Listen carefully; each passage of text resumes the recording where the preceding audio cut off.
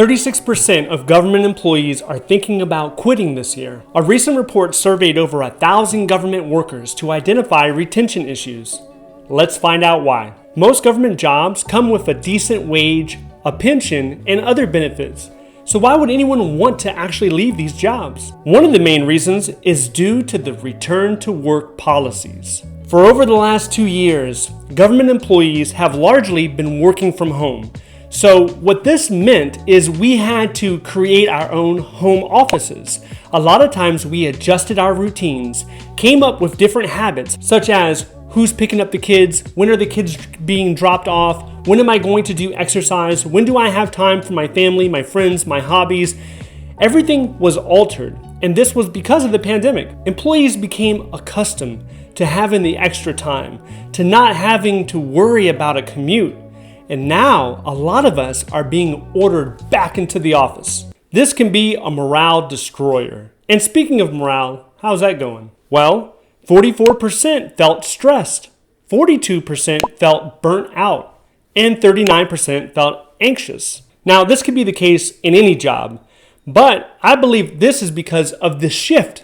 You shift one time, and then 2 years later, you're doing another 180 going back to the office, and that can cause a lot of stress. In the early days of 100% telework, there was a lot of confusion on how to take physical processes and make them work in a remote digital environment.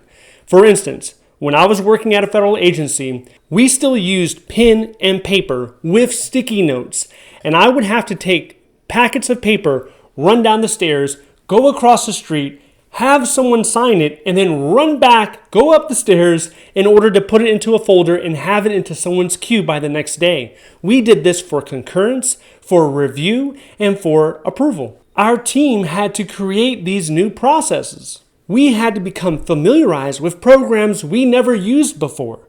So there was a learning curve in gaining proficiency in using some of these programs so that we could facilitate processing documents in a remote setting. Not everyone is computer savvy, so there were definitely some challenges towards the beginning. Also, due to the pandemic, a good amount of employees actually quit. Nobody knew initially how long this was going to last, when we were coming back to the office, what could we expect in the future. It was a whole bunch of unknown, and some individuals took this opportunity to care for their elder relatives, whether it was a grandmother, a parent, a sibling with a pre-existing condition. They actually retired or they quit in order to take care of family members. And the individuals that were eligible to retire and they were just sticking around, maybe they had 20, 25, 30 years already in the government, they decided this is a great time to go ahead and call it quits. So what can employers do to fix this? On the survey, they asked the employees, what could your employer do? And 62% said improving salaries. 50% said offering or increasing bonuses. 38% said showing more employee appreciation and recognition, which yet again makes a lot of sense. We could all use more money and appreciation in our jobs. But why 36% of employees? Why is that number so high? This survey is conducted throughout the year multiple times. And if we take it 12 months back, we can see the number was only 20.